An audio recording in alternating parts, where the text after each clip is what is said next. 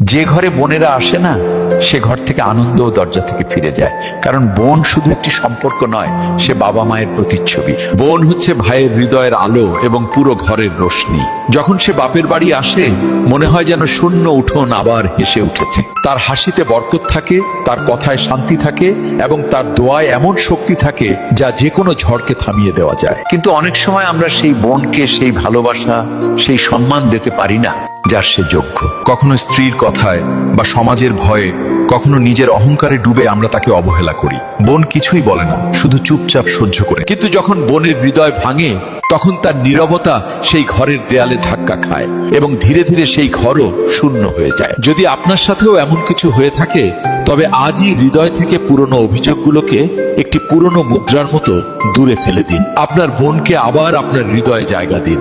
তারপর দেখবেন ৩-৪ মাসেরই মধ্যেই আপনার ঘর আবার হেসে উঠবে, সমস্ত আনন্দ ফিরে আসবে এবং আপনার হৃদয়ও শান্তি পাবে। একবার চেষ্টা করেই দেখুন, বোনের ভালোবাসায় সৃষ্টিকর্তার রহমত লুকিয়ে থাকে। আর যদি এই কথাগুলো আপনার কাছে সত্যি মনে হয়, তবে এই ভিডিও শেয়ার করুন, যাতে অন্য কোনো বোনও আবারও হাসতে পারে